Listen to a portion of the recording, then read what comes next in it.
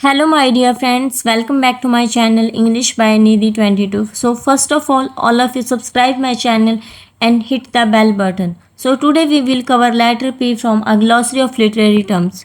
So, our first term is palindrome, means a word, phrase, or other sequence that reads the same in both directions, generally with difference and spacing and punctuation. Palindrome होता है जब मैं एक word है दोनों side से पढ़ सकते हैं। Example madam. अगर हम यहाँ से स्टार्ट करते हैं तो same pronunciation and the same arrangement of the words from the left and the right side. So next is palinode. Palinode means a literary term that means that a poem or statement in which a writer takes back, withdraw or retracts something he or she said earlier। इसका मतलब होता है पैलिनोड means कोई भी जो हमारी एक poem या पैसेज है जो राइटर्स विड्रॉ करता है, जो उसने पहले अपोलाइज करते हैं किसी, जो उसने पहले मिस्टेक लेनी या फिर वो नहीं जानता, वह अनजाने में कुछ वर्ड्स या फिर कुछ सेंटेंसेस ऐसे पास आउट कर दिए जो वो बाद में विड्रॉ करता है। जैसे चौसर है,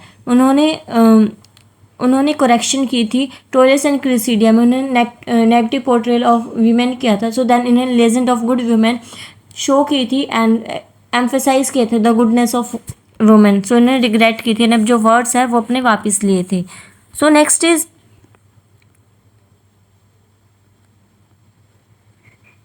is paradox. What is paradox? A contradiction between two arguments create absurd situation, a statement that seems contradictory or impossible at first, but when we think about it carefully it contain a deeper meaning। Paradox होता है जब हम दो चीज़ों को एक साथ contrary और इम्पॉसिबल थिंग्स हैं उनको देखते हैं बट वो कन्वे करते हैं एक बहुत ही ज़्यादा डीपर मीनिंग।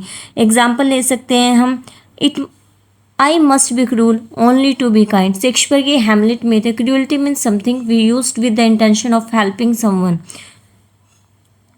हम एक और एग्जांपल ले सकते हैं, लेस इज मोर। कंट्राडिक्टरी है बट ये सिंप्लिसिटी ये शो करती है sometime be better than the excess. कुछ भी थोड़ा होता है, अगर हम ज़्यादा ना कर सके तो less is more important than the excess. So next is pastoral.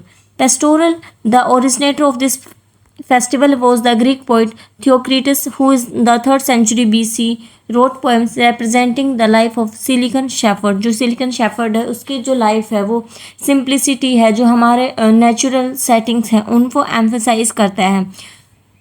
Virgil later imitated Theocritus in his Latin eclogues and doing so established the enduring model for the traditional pastoral। जो बाद में थियोक्रिट्स को जो हमारे विर्जिल है उन्होंने जो imitate कर लिया था, नकल कर ली थी। A deliberately convention poem express an urban poet nostalgic image of the supposed peace and simplicity of life of shepherd and other rural वॉक इन। तो पेस्टोरल होता है जब हम सिंप्लिसिटी जो हमारे नेचर की, कंट्री साइड की, जो शेफर्ड्स एंड जो रूलर लाइफ है, लव एंड रिलेशनशिप्स में हम शो करते हैं। हम जो कह सकते हैं कि बहुत ही जो ग्रीनरी है, जो नेचर लव है उसके बारे में शो करते हैं। एग्जाम्पल्स है Edmund Spenser, the shepherd's calendar, Christopher Marlowe and passionate shepherd to his love। Next is pathetic fallacy by John Ruskin। What do you mean by pathetic fallacy? A phrase invented by John Ruskin in 1856 to signify any representation of inanimate natural object that ascribe to them human capability, sensations and emotions। Pathetic fallacy means giving human feelings or emotion to things in nature that cannot actual feel। Pathetic fallacy होते जो हम human feelings और emotions है nature हम दे देते हैं nature को या फिर नॉन ह्यूमन थिंग्स को। एग्जाम्पल ले सकते हैं, the angry storm attacked the village. क्या हमने कभी एंग्री स्टॉर्म देखा? एंग्री क्या, जो हम गुस्सा जो हम ह्यूमन के साथ कनेक्ट करते हैं, तो हमने ये किया स्टॉर्म के साथ जो एक इन ह्यूमन थिंग्स है उसके साथ रिप्रेजेंट कर दे। So next is pathos and ethos. Pathos होता है क्रिएटिंग इमोशन और simplicity in the audience. Audience के मन में हम क्या जो सिंप्लिसिटी या फिर हमारी इमोशंस हैं वो जागरूक करते हैं। Writers uses sadness, love, fear, pity और compassion to make the reader emotional effect. Pathos कह सकते हैं जब हम ट्राई करते हैं मेक ऑडियंस फील इमोशन जो हमारी वो फील करे, जो दुख की है, प्यार की है, सिंपत्ति है, फियर, एवरीथिंग। इथोस होता है means establishing the speaker, credibility, character और मॉरल अथॉरिटी। एथोस होता है जो हम परस्यू करते हैं पीपल्स को शो करने के, जो स्पीकर जो राइटर्स हैं वो ट्रस्टवर्दी है, नॉलेजेबल है एंड मोर क्रेडिटेबल। इथोस होता है ट्रस्ट करना जो हमारा कैरेक्टर है उस पर। So next is pen name. Pen name a name by an author that is different from his or her real name. Pen name कह सकते हैं pseudo name. Pseudo name use किया जाता था कि किसी भी राइटर के द्वारा अपनी जो असली पहचान है, जो रियल आइडेंटिटी है, उसको छिपा के, ताकि जो सोसाइटी है कुछ भी हो उसको ब्लेम ना कर सके। मोस्टली जो वीमेन थी वो यूज़ करती थी, क्योंकि जो पहले हमारा ब्रिटिश लिटरेचर या फिर किसी भी टाइम में जो वुमेन्स को फ्रीडम नहीं थी to write and to speak what they want to see. Example ले सकते हैं Emily Bronte, Ellis Bell, Samuel Clemens, Mark Twain. These are the example. So next is persona. What do you mean by persona? Persona, it is a word little for the mask worn by actors in classical theatres, from which we are derived dramatic persona for the list of character who play a role in drama. Persona कह सकते हैं जो voice या फिर character, एक identity है जो writer create करता है स्पीक करने के लिए, जो हमारा वर्क है। जो example is persona means the voice character identity that a writer want to adopt in a literature. It is not necessarily the same as the actual author.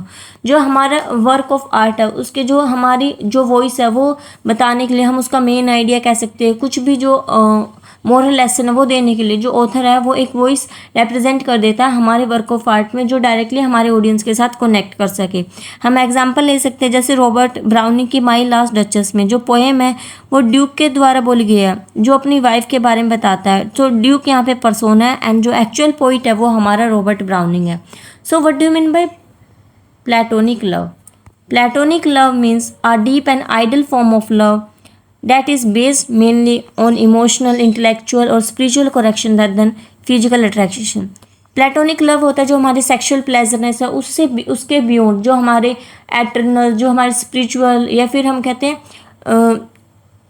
मन से मन का प्रेम, that will be called platonic. The ideas come from philosophy of Plato, especially his discussion of love in the Symposium. The Plato presents love as something that can lead a person from attraction towards the appreciation of beauty, wisdom and good.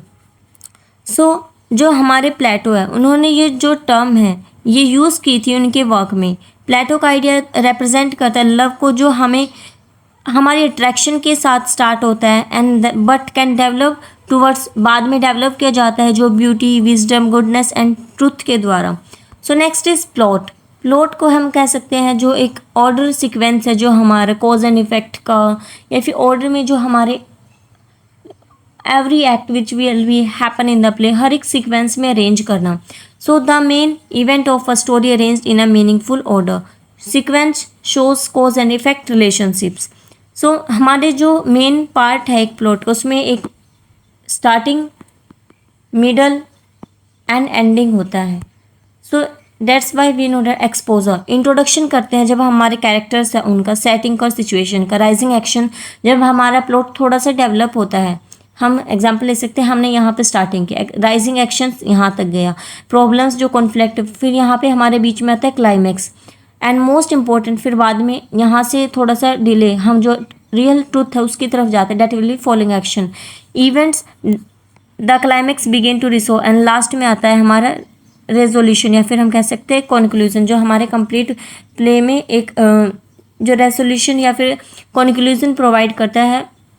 So next is post colonial studies. Post colonial studies the critical analysis of the history, culture, literature and modes of discourse that are specific to the former colonies of England, Spain, France and other European imperial countries. These studies have focused especially on the third world countries in Africa, Asia and the Caribbean.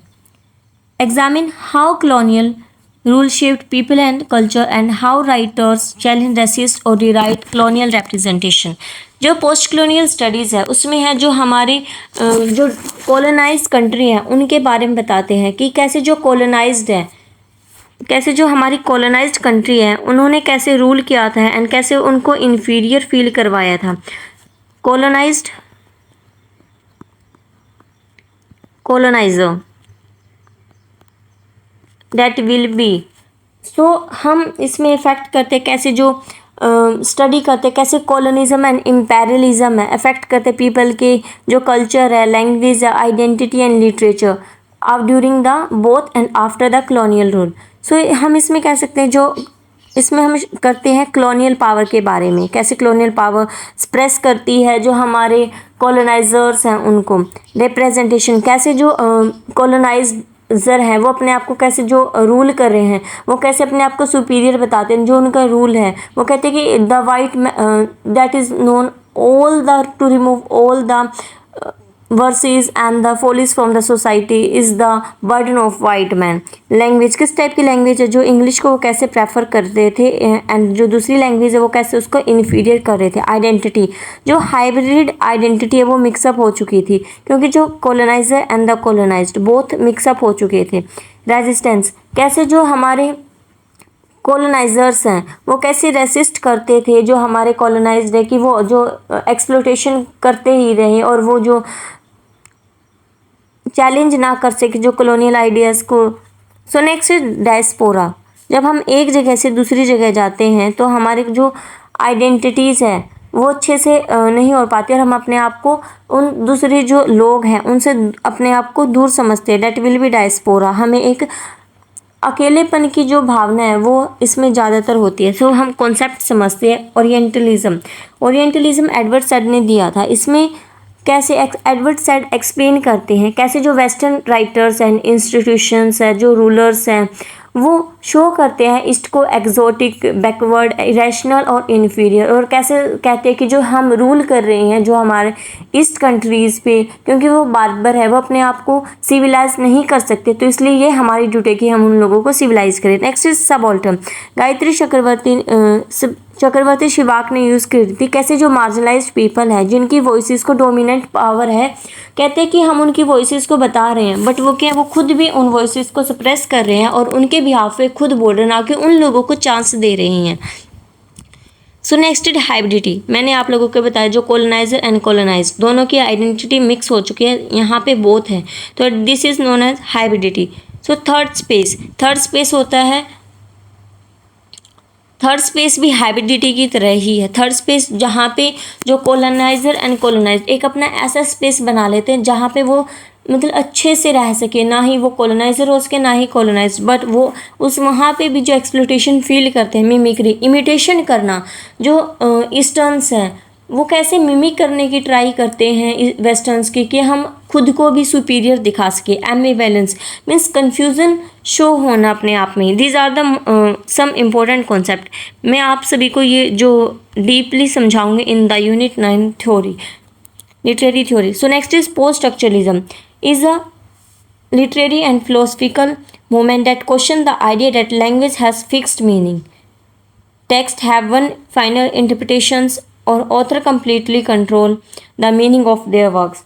जो post structuralism है वो reject करता है जो हमारे structuralism के ideas को, कि जो हमारा वर्क है उसका एक फिक्स्ड मीनिंग है, एंड क्वेश्चन करते हैं कि जो आइडिया हमारे लैंग्वेज का है वो फिक्स है, मीनिंग फिक्स है, क्या हम जो टेक्स्ट हैं उनके बहुत सारे मीनिंग्स नहीं निकाल सकते। जो पोस्ट स्ट्रक्चरलिज्म है डेवलप किया था फ्रांस में in late 1960s and 1970 partly as a response to structuralism. So structuralism क्या है, तो फर्डिनेंड द सशोर है आर्ग्यू करते लैंग्वेज एक सिस्टम है साइन का। सो साइन क्या है, साइन बनता है हमारा सिग्निफायर प्लस सिग्निफाइड। सो सिग्निफायर होता है जो साउंड इमेज, एंड सिग्निफाइड होता है कॉन्सेप्ट या फिर जो एब्स्ट्रैक्ट आइडिया हमारे माइंड में, that will be signified. Example ले सकते हैं, मैंने कहा वर्ड ट्री, मैंने नीचे लिखा है एग्जाम्पल भी, I will tell you that. So tree जो वर्ड है, ट्री जो वर्ड है ये वाला जो मैंने लिखा है ट्री, ये क्या है, ये एक सिग्निफायर है, and the concept is the tree is जो हमारे माइंड के अंदर कॉन्सेप्ट है that will B signified.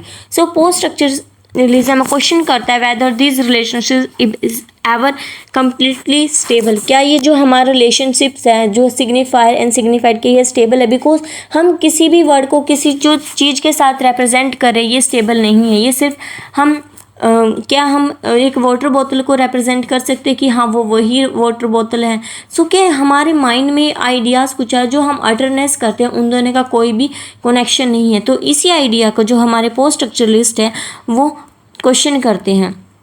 So next is features, instability of meaning, वो हमारे एक फिक्स्ड मीनिंग को नहीं मानते। डिकंस्ट्रक्शन, जो पोस्ट स्ट्रक्चरलिस्ट हैं वो मानते हैं कि जो हमें डिकंस्ट्रक्शन करनी चाहिए ताकि हम बहुत सारे, जैक्वस डेरिडा डेवलप्ड किया था डिकंस्ट्रक्शन, वो एग्जामिन करते हैं कैसे जो कंट्राडिक्शंस एंड एजम्पशंस है एक टेक्स्ट के अंदर शो करती है, मीनिंग कभी भी स्टेबल एंड फिक्स नहीं होता। मल्टीपल इंटरप्रिटेशंस, ये मैंने अभी आपको टेक्स्ट की बहुत सारी पॉसिबल जो आउटकम्स है, जो मीनिंग्स है वो निकल सकते हैं। Death of the author, death of the author means जो ऑथर की इंटेंशन है वो is not the final authority in interpreting a text. हमें जो रीडर है उसकी इंपॉर्टेंस पे भी ध्यान नहीं देना चाहिए, बल्कि जो रीडर्स हैं, जो हमारा ऑथर रीडर को सपोज करके लिखते हैं कि हाँ मेरे जो रीडर्स है यही मीनिंग कन्वे करेंगे, हम उस आइडिया को भी नेगलेक्ट करते हैं और हमें सिर्फ फोकस करना चाहिए कि जो रीडर्स है वो मल्टीपल मीनिंग्स कन्वे कर सकते हैं उनकी अपनी अपनी इंटरप्रिटेशंस के रिगार्डिंग। अनस्टेबल मीनिंग मैंने अभी बताया था, परमानेंट फिक्स्ड मीनिंग नहीं है। क्वेश्चन करता है बाइनरी अपोजिशंस को। जो हमारे क्लॉड लेवी-स्ट्रॉस है, एक एंथ्रोपोलॉजिस्ट है, उन्होंने बाइनरी कॉन्सेप्ट का बाइनरी अपोजिशंस कहा था कि वो हमारी बाइनरी अपोजिशन था, अगर एक मेल है तो सेकंड विल बी फीमेल, तो ये एक दूसरे के अपोजिट में आते हैं। सो हमारे जो पोस्ट स्ट्रक्चरलिस्ट है इस आइडिया को भी इन चैलेंज करते हैं। डेरिडा ने कॉन्सेप्ट दिया डिकंस्ट्रक्शन एंड रेफरेंस। बात ने डेथ ऑफ अ ऑथर। फूको क्या है, पावर नॉलेज एंड डिस्कोर्स, कैसे जो पावर नॉलेज एंड डिस्कोर्स है रेजिस्टेंस करती है हमारे जो सोसाइटी में, कैसे जो आइडियोलॉजी है, जो हमारा कल्चर है, लैंग्वेज, हर एक चीज़ एक दूसरे को कैसे कंट्रोल करती है। सो क्रिस्टिवा, इंटरटेक्चुअलिटी, इंटरटेक्चुअलिटी मीन्स कैसे हमें एक टेक्स्ट को दूसरे टेक्स्ट के अंदर मिक्स मैच करके रेफरेंस लेके कर सकते हैं। सो next is psychological criticism. Psychological criticism deals with the work of literature primarily as an expression in an indirect and fictional form of the state of mind and the structure of personality of an individual author. तो psychological criticism एक literary approach है जिसमें हम study करते हैं जो हमारा mind है, इमोशंस, बिहेवियर्स या डिज़ायर्स है किसी भी कैरेक्टर्स या फिर राइटर्स की, एग्जामिन करते हैं mental and emotional except of characters, author और समटाइम रीडर्स। सो साइकोलॉजिकल जो क्रिटिसिज्म है, साइकोलॉजिकल क्रिटिसिज्म जो हेल्प करता है अंडरस्टैंड करने में हमारे जो फियर्स, एंजाइटी है, जो हिडन और अनकॉन्शियस डिज़ायर्स हैं उन सभी को। एग्जांपल ले सकते हैं हम Hamlet bye Shakespeare. Psychological criticism में एग्जामिन जो हैमलेट की इंडिसीजन है, जो इंडिसिजिवनेस है, वो अपने डिसीजंस क्यों नहीं ले पा रहा, जो उसका ग्रीफ है, इनर कॉन्फ्लिक्ट है, हर एक चीज़ को बहुत ही साइकोलॉजिकल, जो उसके माइंड के अंदर क्या चल रहा है सब कुछ एक दूसरे के साथ कनेक्ट करके देखते हैं। So psycho analytical criticism. So what do you mean by psychoanalytical criticism? Psychoanalytical criticism applies the idea of psychoanalysis, especially those developed by Sigmund Freud, to literature. Sigmund Freud ने जो हमारे आइडियाज़ को कैसे, जो हमारा अनकॉन्शियस माइंड है, conscious mind है, वो कैसे शो करता है हमारे जो आइडियाज़ को, इन सब पे अच्छे से स्टडी के फोकस करता है अनकॉन्शियस माइंड में hidden desires, fears, content, conflicts and the repression. Freud ने 3 इंपॉर्टेंट आइडियाज़ दिए हैं हमें, id, ego and super ego. Id होता है जो हमारे बेसिक डिज़ायर्स हैं एंड इम्पल्शंस है। ईगो होता है डील्स विद रियलिटी, जो हमारी रियलिटी के साथ डील करता है एंड बैलेंस करता है हमारे id and the super ego को। सुपर ईगो होता है मोरालिटी एंड कॉन्शियसनेस। ये हमारा इड है, ये सुपर ईगो है एंड ये ईगो है। जो हमारा ईगो है वो बैलेंस करता है इड एंड सुपर ईगो को। सो नेक्स्ट इज अनकॉन्शियस। अनकॉन्शियस होता है एक, जब हम अनजाने में, अनचाहे में भी जो हमारे थॉट्स एंड डिज़ायर है आउटसाइड द कॉन्शियस अवेयरनेस, हम thoughts and desire outside our conscious awareness. Repression होता है जब हम रिप्रेस करते हैं हमारे आइडियाज़ को, जो हमें कॉन्शियसली पता है वो है, बट हम उन्हें फिर भी अनकॉन्शियसली भी हम उन्हें रिप्रेस करने की ट्राई करते हैं ताकि हम उन आइडियाज़ को भूल सकें, क्योंकि वो हमें कहीं ना कहीं हर्ट कर रहे होते हैं। रिप्रेशन पुशिंग डिस्टर्बिंग थॉट और desire out of conscious awareness, ताकि जो हमारा कॉन्शियस माइंड है कभी भी उन आइडियाज़ को रिकॉल ना कर सके। ड्रीम्स, जो कई बार हम सोचते हैं कि हमें ये ड्रीम्स आए हैं, तो हम क्यों जानते हैं वो ड्रीम्स कैसे आए। कई बार जो हमारी हिडन विशेज़ या फिर कॉन्फ्लिक्ट्स है वो हमारे कॉन्शियस माइंड में नहीं होती, बट वो कई बार अनकॉन्शियस माइंड में चल जाती हैं। तो हमारे अनकॉन्शियस माइंड की चीज़ें वो हमारे ड्रीम्स के थ्रू ही रिफ्लेक्ट होती है। A psychoanalytical reading might explore Hamlet's unconscious emotional conflict, particularly his complicated feelings towards his mother and the feelings. So next is Purple Patch, our last term. Purple Patch. All translation of Horace Latin phrase Purpuus Peneus in his versified Ars Poetica. Purple Patch होता है एक attractive and beautiful writing passage that stand out from the rest of the work. सो हम कह सकते हैं कि purple patch एक beautiful impressive highly polish passage या फिर एक कह सकते हैं हम इंसर्ट किया गया एक लिटरेरी वर्क में, specially when it more elaborate than the surrounding writing and seem out of the place. Horace use करता है जो इमेज है पर्पल क्लॉथ की, sewn into a garment. The purple may look beautiful if it does not fit the garment, it become a flaw. So हम कह सकते हैं writers तो हम क्या डिटरमाइन कर सकते हैं, हॉरेस मेंटेन करता है, मेनली क्रिटिसाइज करता है अननेसेसरी ऑर्नामेंटेशंस को, जो अननेसेसरी हम एलिट्रेशन से कोई लिटरेरी डिवाइसेस यूज़ करते हैं ताकि जो हमारा वर्क ऑफ आर्ट है वो अच्छा दिखे, बट वो क्या करता है ओवर हो जाता है and we use that will be called exaggeration. So writer should keep the passage relevant to the story, avoid करता है showing off an unnecessary beautiful language को। So thank you for watching. Hope so you like my video. So keep supporting and subscribe my channel.